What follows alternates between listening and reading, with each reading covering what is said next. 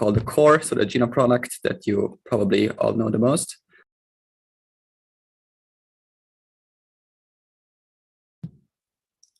Did Johannes disappear? Yes, I think he lost after the first sentence. Yeah, okay. I think he's coming back. I'm back. I'm back. I'm back. As I was saying. Alive. Okay, I'm back. So I'm still Johannes. I'm still working on the core as a machine learning engineer. With me today from the engineering team is also Sami. He is in a very similar role, also working on the Jina product, and Bo, who works mainly on our fine-tuner project. And of course, Sophia is also here, and Pradeep is also here from the team. So first, let me mention briefly the main two things that we did since we last spoke in the office hour. So the first cool thing that we released is Clip as a service. So this is a project that very easily makes it so that you can use Clip as a service. There's a server and the client, and you can just send your images or your text to this service, and it will embed it for you, do search for you. Very simple in very few lines of code, and it's very fast and efficient. And yeah, we're really proud of that new project. And the other major thing is that our document array and document, they now support Elasticsearch as a backend storage. So for the people that want to make use of this, they can use this to persist their data and their vectors in Elasticsearch and access them through document array. So these are the two main things that changed since the last time we had this office hour. And yeah, I think now we can move to the questions that you might have or any other concerns. If you have a question, just raise your hand or leave them in the chat, and we will do our best to answer each and every one of them.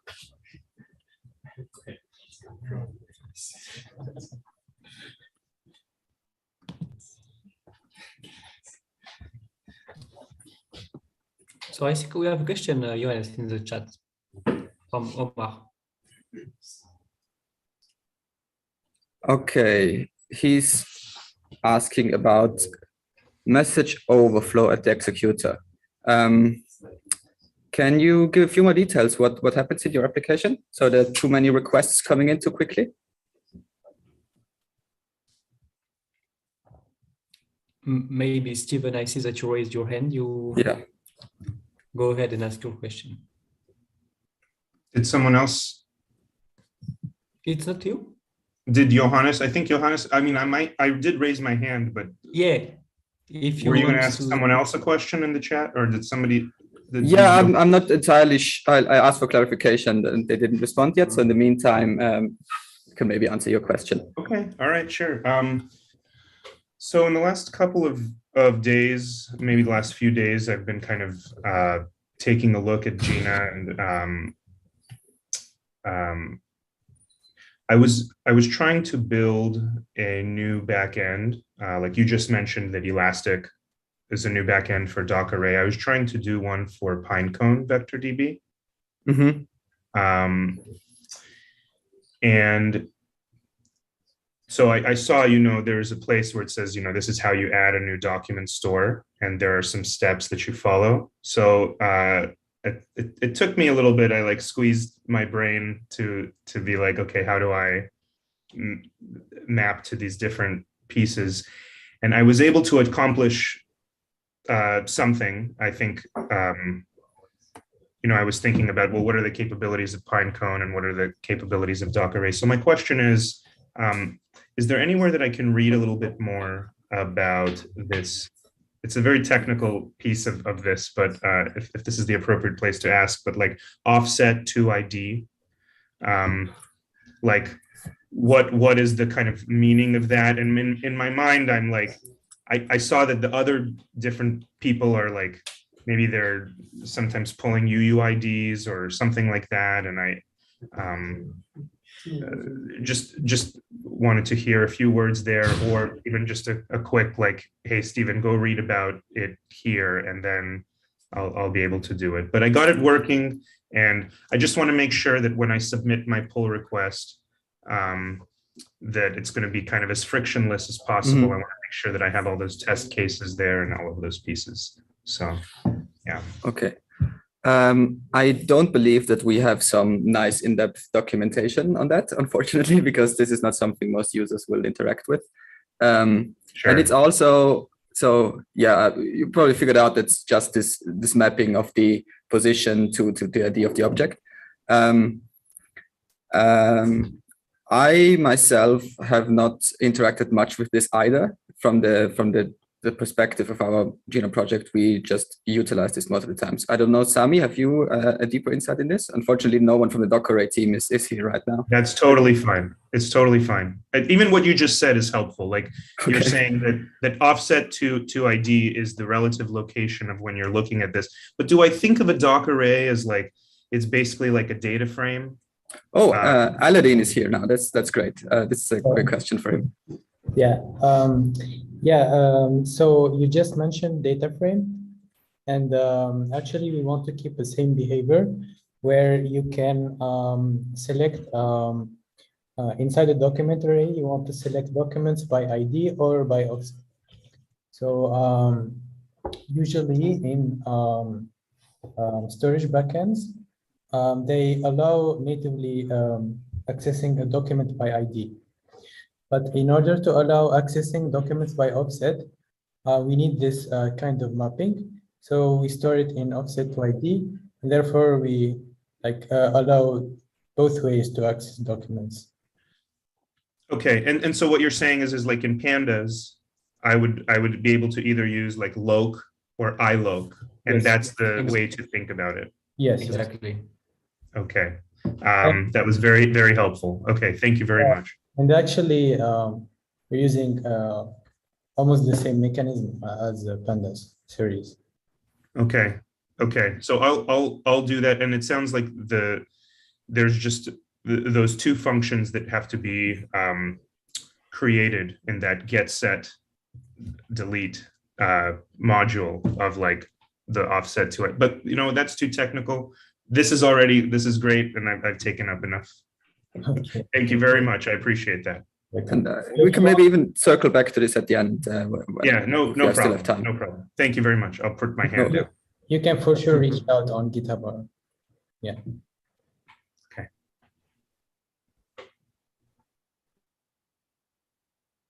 So I think Omar clarified his question, and he says this is about the learning portal quiz. And I think what you want is prefetch. I have not looked at the quiz myself, so no guarantee, but I think this is what the question is probably getting at. So if there are too many requests coming in, you have this setting where you can limit how many requests will come in at a time. And if you don't have the capacity to handle everything all at once, you can use this prefetch setting to deal with this.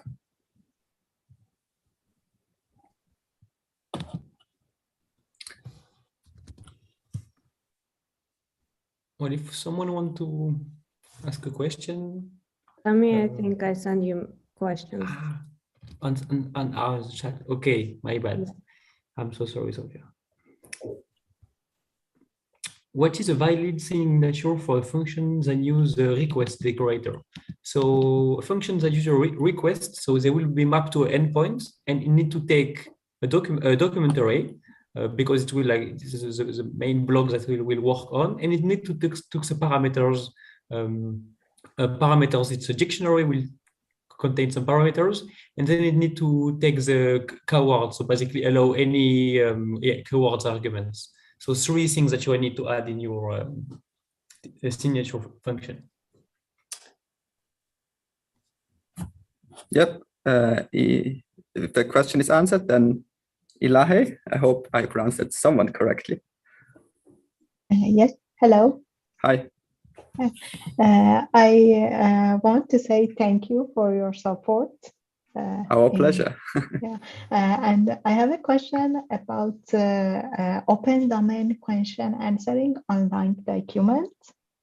I'm trying to use it with my data, but I want to know if I got the process correctly.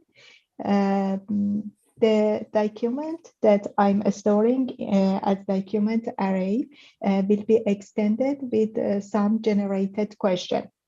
And the matching will be performed with both the document and the predicted questions. Both of them will be part of matching. Yeah. Good question. I believe, well, this is not my area of expertise, the NLP, but I think what's usually done is you only match the predicted questions to the query and not the document, like the text itself, is my understanding. But I might be wrong on this. I might be wrong on this because you have your question, right? Your query, and you want to, makes most sense to match that to the questions that are directly associated with the paragraph that you're trying to retrieve. I want to have in as an output, I want to have the most relevant document, not the predicted question. But what I got as a result is the best matched predicted question. It doesn't make sense to return the question as a result. Yes. So I believe for the matching, you will have to match on the question. And for each passage or paragraph, you will have different questions in the chunks of this document. And then when you have the question that is the best match, then from this chunk where this question is stored, you can then go back to its parent document and get the paragraph, the text from this parent document. So we'll have to implement some logic that does this. And then at the end in your application, you can return this text passage instead of the question, essentially. Okay, yeah, thank you. And another question that I have, the data that I have, it's stored in JSON form. Okay. And in the JSON, different level of key values. I want to store them as a nested document in deeper levels. So in the document array that I have, in each document, there is some chunks. So the predicted questions should be chunks of chunks. Yes, that's not a problem. I mean, essentially, you can choose how you want to implement this, but that would be a reasonable setup, I would say. That but when in the match, I defined going through chunks to use the predicted question as a part of matching process. So when the questions, the predicted questions are chunks of chunks, how can I define it for matching process? So this depends a bit on the indexer that you are using, but most indexers will accept a traversal path. And in that, you can just define that you want the chunks of the chunks. So in the string, you do CC, so you get the chunk of the chunk. And depending like how you choose how to lay out your data, you will have to specify this traversal path, and you can navigate down arbitrarily deep or wide or however you want, in essence. Yeah, the relevant documentation page, and this will probably be in the doc array documentation in the traversal paths. Okay, thank you. That makes sense. Another thing yeah, sure. is that when I create my data as this hierarchy or nested document, when I run the flow, I got an error. And it says that all documents should have same size. Why I got this? I am not sure. Sami, do you know? I'm not sure. Or Bo? Probably Bo is the best to ask here. I'm not sure. Maybe you can post your error message in the channel, in the support channel, in the frame, in the our community channel. Then we can take a look at what's the error. It looks really specific, so I'm not sure. Okay, sure, I will do. Thank you. Thank you.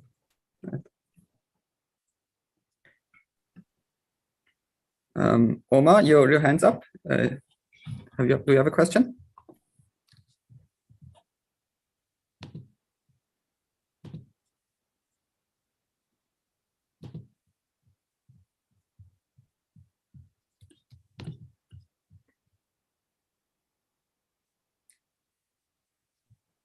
Okay, Sophia. Oh, okay, she's on it. There's another. In the meantime, I answered some questions in the chat. Is that possible to use Duck Ray in conjunction with Ray framework for distributed processing? I think you can create an issue in the Duck Ray, like issue ticket, and maybe our team member will try to contact you. What is your need? If it is needed, then maybe we will do this. So I think the first thing is to provide an issue request and describe what do you want from the Ray and Duck Ray. I think that's it.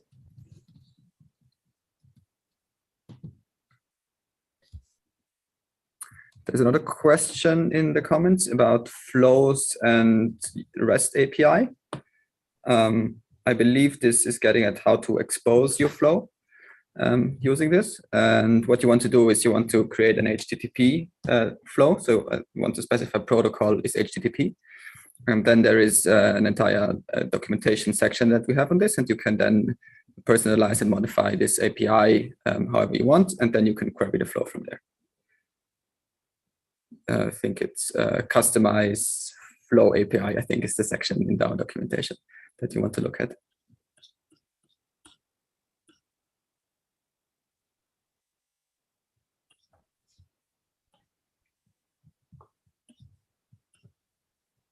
Anyone else? Any questions?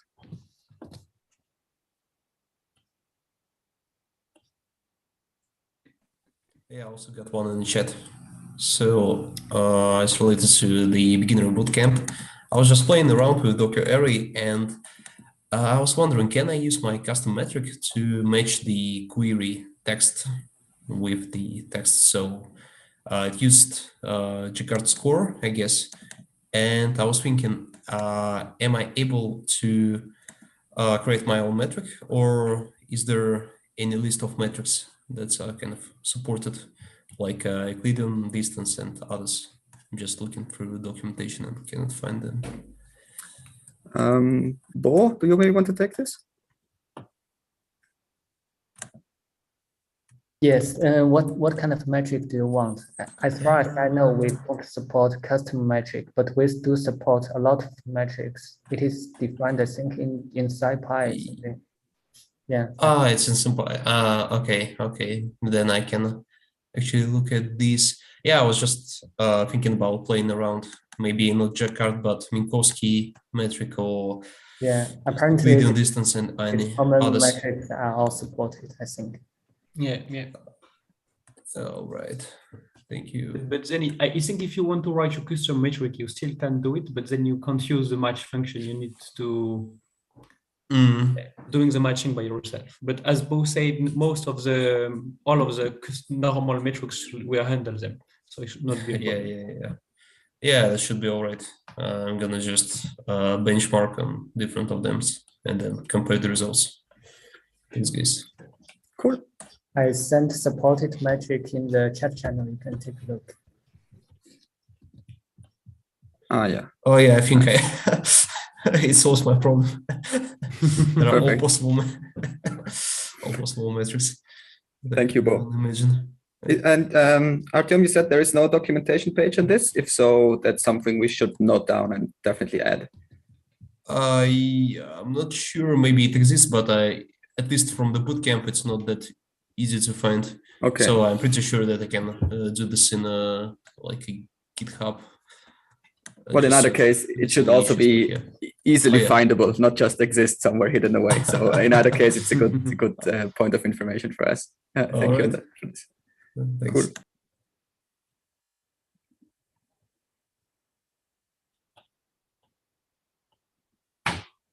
Okay. Yes, Giancarlo? Hello, everyone. So yeah, I've heard that there is a big refactoring in process for the fine tuner. So I was wondering what are the novelties that we can expect, and why did you end up working on that? So are there any details on that? Yeah, maybe I can explain you a little bit. As I stated yesterday in the community channel, the fine-tuner open source version has been stayed for 0.4 for a while. And we actually already released fine-tuner 0.6 yesterday. And So where is 0.5 to begin with? Some other like PRs, a lot of bug fix internally, but basically fine-tuner we do not support TensorFlow and Paddle anymore. This is one big change because every time when we want to develop one feature, we have to port 3 times to different frameworks. And we cannot guarantee every time we get the same result. And it's very difficult to test. And it dramatically slow down our development progress. So 0.5 was mostly around cleaning up everything, refactoring everything. 0.6, we bring a lot of new features, such as multi-GPU training. Now we can support any GPU you want, maybe 3 GPUs, 4 GPUs by leveraging the PyTorch distributed data parallel. We also did a lot of improvements on the training speed. Also, another important feature we brought is we started to support cross-modality and multi-modality fine-tuning. Previously, we only support one modality, from text to text, image to image, this kind of thing. Now we support clip fine-tuning in the new version. So I think that's pretty much it. We also refactored a lot of other things and did a lot of experiments and removed some bugs in the fine-tuner. Now it's the new state is 0.6. But in the future, we might expose fine-tuner as a service to the users. So if you want to stay free, that's possible. We will most likely to provide a free version, which allows you to use some limited resources, such as 20 gigabytes of memory, 1 GPU for training. But if you want to utilize more GPUs for training, you might have to pay for it. But this is more tend to be the product perspective or business perspective, which we haven't really decided yet. So that's basically it. Okay, that's very interesting. And so about the multimodality fine-tuning, how do you go about that? Maybe you can give some details, how does it work under the hood? So you always try to have to embed everything in the same space, or do you have different embedding space? And then how do you fine-tune on that? Because for fine-tuner seems to, as I understand, seems like you have some kind of very general approach, right, for this multimodal fine-tuning. So I'm curious about that.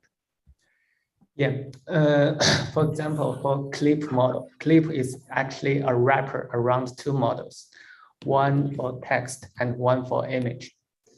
And CLIP is actually something we call unlabeled dataset. So we know the text and image are a pair, but we wrapped it into a new model, a wrapper or something like that. But the general fine-tuner framework utilizes what we call metric learning approach. So you could have a positive pair of samples. You could have negative pair of samples. Our objective is to pull close the positive pair. For example, you have an anchor, you have a positive, and you have a negative. Our objective is pull close the positive pairs and pull away the negative pairs. And fine-tuner is basically working like that. I don't know if this answers your question. Yeah, okay, yeah, sure. Okay, then I see. I mean, maybe I can ask just one more question, just out of curiosity, also. So Clip as a Service was also, I mean, it's a super nice project, right? So that has been recently released, and yeah, I've seen this. I mean, the results also are kind of impressive for the throughput. I believe you can reach up to 800 query per second.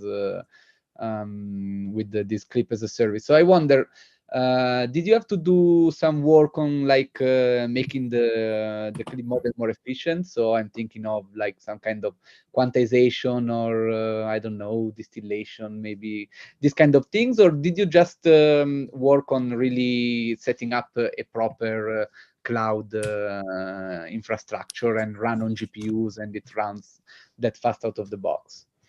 Yeah, it's more just go ahead. Bob, go ahead. Yes, you answer.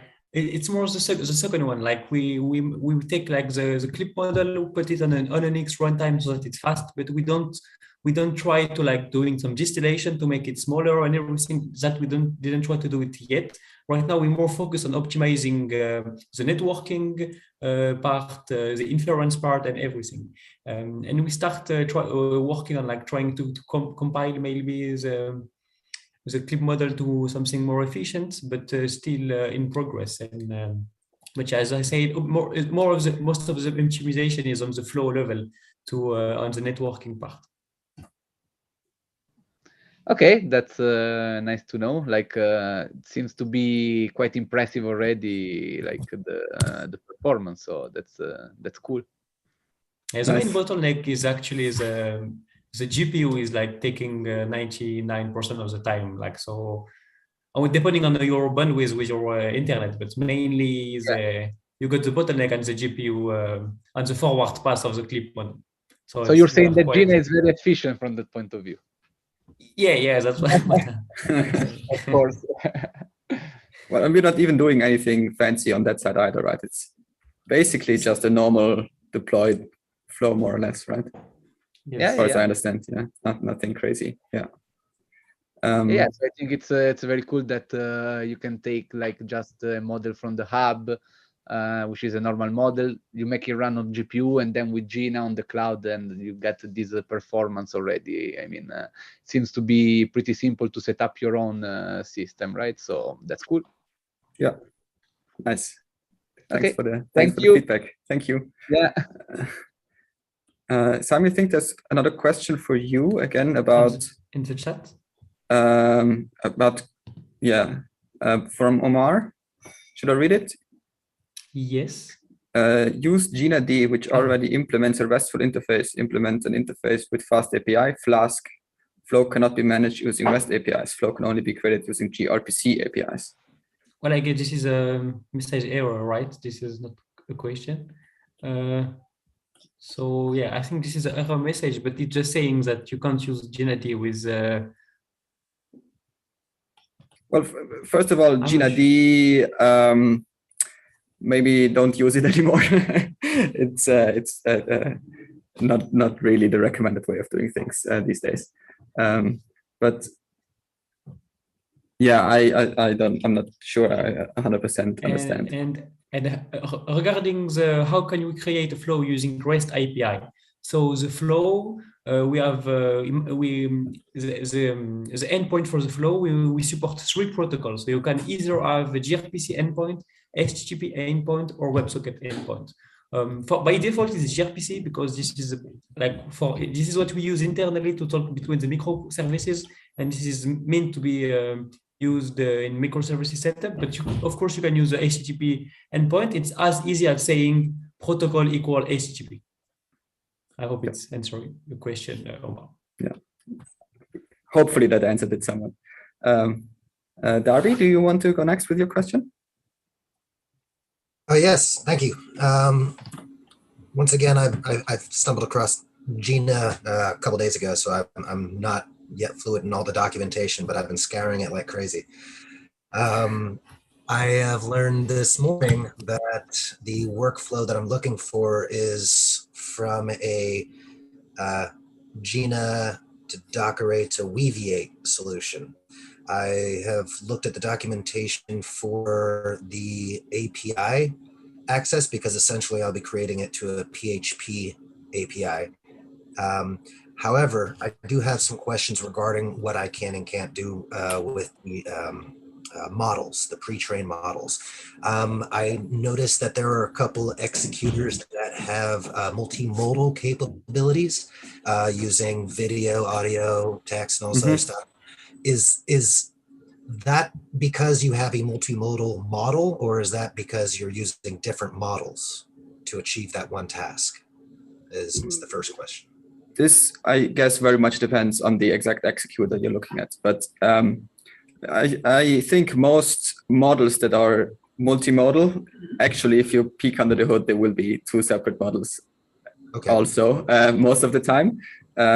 So I think mostly if you have multiple modalities, these will be models that were sort of trained together in a common embedding space like CLIP, and then they're packaged up in one neat package, and then we also put them into one executor, and then it sort of selects what to do with the data depending on the modality that is present. I think that's how most executors work.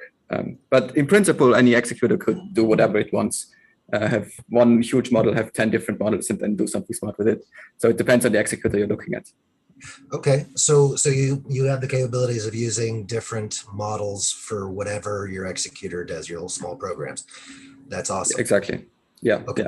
Yeah. So with that, I would have to, I'm assuming, either use one of the hub's executors that have their chosen models, or I could select my own models. And are these models just specific, or can I grab them from Hugging Face? You can do anything that you want. You can grab your model from Hugging Face. You can implement and train your own custom model. All you need to do is package it up in an executor, which is actually quite simple. It's a rather thin wrapper. And after you've done that, and make sure that you can process document arrays as inputs in your model, then you can use it in a flow like any other executor that you would get from the hub. So you have all the freedom there to proceed with whatever way is most suitable for your use case. Yeah. And you mentioned Hugging Face, and we got an executor which can kind of use all of the text model of Hugging Face. You just have to precise the model name.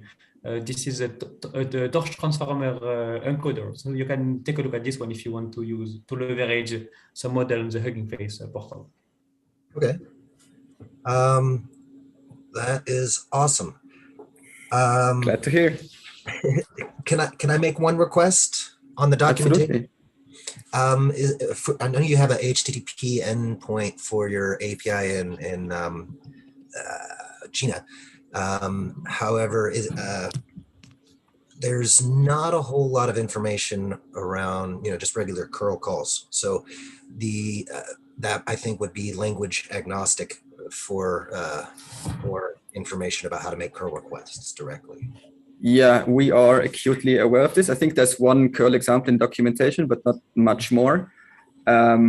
We're actually, I think, currently working on rewriting that section to make it more language agnostic, have more command line tools, how to use those, and even maybe some other languages like JavaScript, how to query a flow from those. So that is something that we're working on. Outstanding. Well, thank you very much. Yeah, no problem. No problem. Our pleasure. Nice. I think Vincent, maybe you want to go next. You raised your hand. Sure. Can you hear me? Yes. Yes. Yeah, perfect. So it's probably not a Jina question per se, but if you're using the CLIP model, you're passing it an image for the embedding and text. How complex can the text structure be? So if we wanted to have certain texts that are just normal text and other features which would be lists of different texts, can it be as complex as we want, or is it relatively simple, the text that could be embedded with an image? Are you asking what you can put? Sorry, not sure if I acoustically understood you correct. Are you asking about what you can put in tags or in the text attribute? So as part of the embedding, there'll be the image, and then there'll be the text portion of the model, right? So how complex can the text structure be, and what is the model suited for versus not suited for? I believe Clip just sort of has a character limit, but yes, if you know more. Yeah, I was going to say the same, but basically Clip have been trained on sentence, and with a because like with a limit you have like a number of character. I don't know how much, but a couple of hundred, I would say, limit. And I think it have been trying to understand the sentence. So if you like pass, I don't know, something which is unstructured or which is like not obvious from obviously a text, it will be hard for him to actually produce a good embedding. So I saw an algorithm to extract, for instance, ingredients from an image, right? So, or interpretate certain ingredients from an image. But if I wanted to have an embedding of text and image, which would have something like the title of the recipe and the list of ingredients as well, do you think the model would be suited for that, so that you could search by ingredient or by recipe title and leverage both the image and the text for it? Would that work in your opinion, or it wouldn't? Not out of the box, I don't think. You'd have to do something to accommodate for that. Either combine these two texts in some way, or create different queries and then at the end do some post-processing or some business logic that does something smart with it. So would it look like a search index with tokens then for the text portion?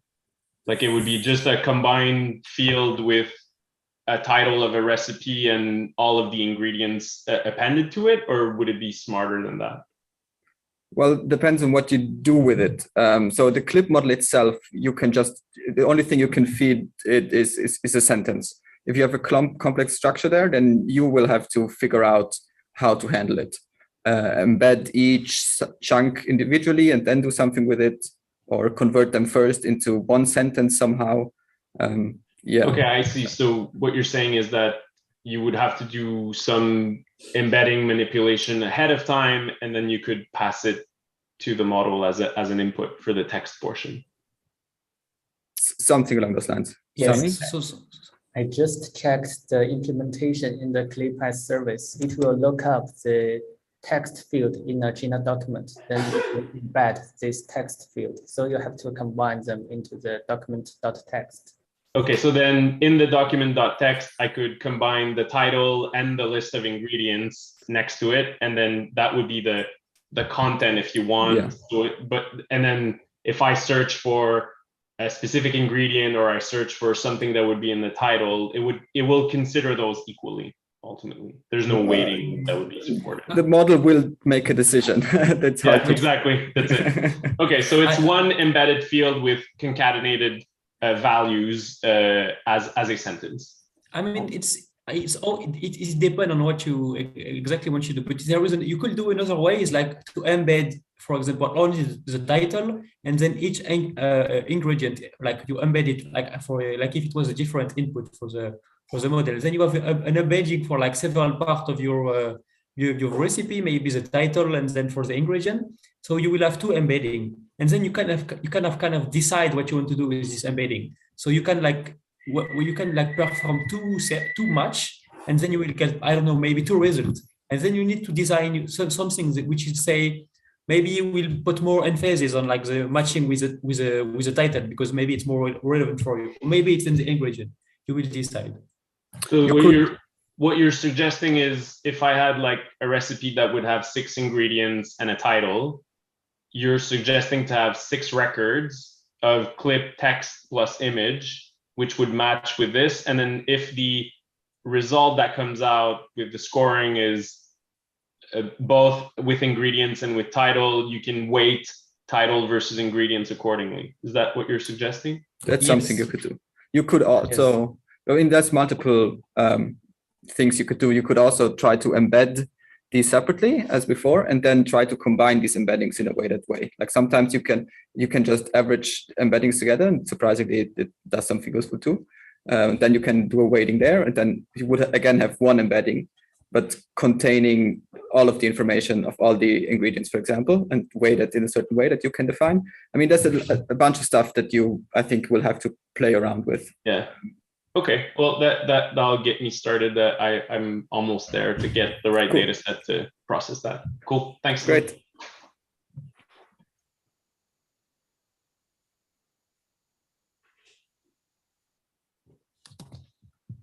And by the way, a tip on this too, I think if you just have titles that are just like soup or something, then it usually helps to do some manipulation to make this into a sentence and like just append something and say like, this is a picture of a soup. And then the model will perform better probably because it has been trained on this natural language and not just labels, not just ingredients. So you might find that if you do just some really stupid stuff and append or prepend some sentence patterns to your labels, you might get an improvement just out of that. Just as a tip. Are you then suggesting that the ingredients should be, if it's like one cup of sugar, instead of just putting sugar, I should leave the 1 cup of sugar? Yes, that is usually yes. Got it. Well, that's good because usually the tokens aren't just one. There's a quantity. There's a unit of measure. So that's good. That's perfect. The model will make use, or should at least make use of all of that. Okay, that's good. Thanks for the tip.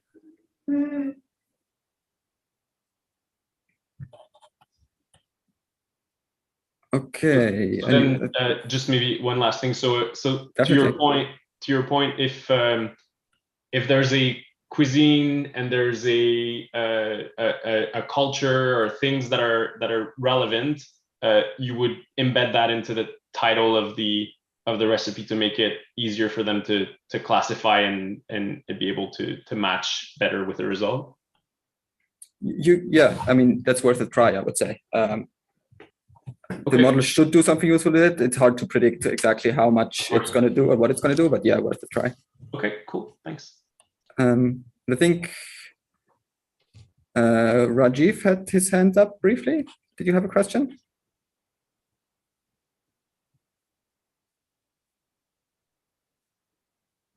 No, doesn't look like it. Omar also had his hand up previously. Do you still have a question?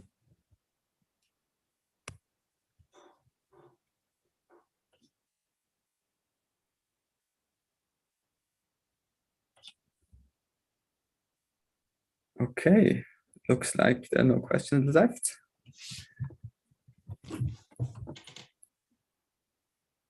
Sophia, in the chat, anything? No, nothing in the chat. I think nothing in the chat. We are ready to go. Well then. If there is no more question left.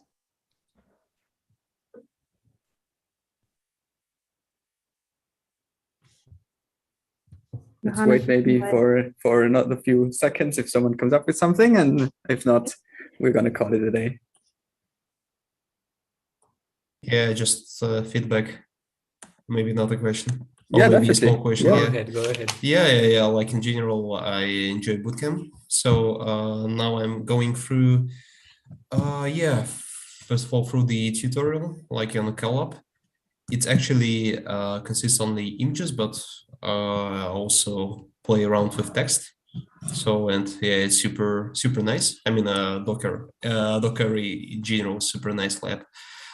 Super nice, like a package and like the structure, and really handy for some things. For example, like each text has each document, basically each piece of the text has this ID, which is really easy to integrate with databases and other things and other services. So you can look up for the results using this ID. It's the first thing.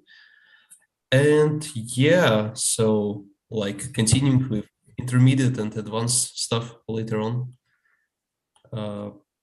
pretty well. Yeah, and a small question. Do you know, do you have some examples when Jina AI is used for talent tech and recruitment tech? Just for example, for like CVs recommendation, or maybe vacancies or job applications recommendations and stuff? This would actually be a question for you, Sophia, I guess. Do you know of someone? If you would like to submit your application at Jina, just send me a message and I will be very happy to help you. Yeah, sure. I was thinking like, do you have any examples like these, or like maybe demos and stuff, or like maybe recommendations in recruitment or recommendations of candidates and stuff? It would be just interesting to learn about this experience if it's somewhere in an open space. Yeah. I will connect you with our HR and we will send you a message on Slack. Oh yeah, sure. Thank you. Okay. Okay. All right. I think that's it then. Thank you all for showing up, for the quick questions and the positive feedback. We'd love to hear it. See you next time, I guess. Thank you for the session. Yeah, you all can see us on our upcoming events. We have I forgot about that. We have a lot of events coming up in April. So just stay tuned and check our meetup. Oh, I think it's very interesting because the Slack link works for me, but I don't know why no one can actually join this. Just a second, just let me go to our Slack again and maybe. I also joined through a Slack, maybe, I don't know. Yeah? Yes. Maybe you can try this. Thank you very much, guys. He's here. No problem. Thank you. No problem. We will be very glad to see you next time. Yes, Thanks for definitely. joining. Bring all those Thank good you. questions. Bye. Bye. See you. Bye.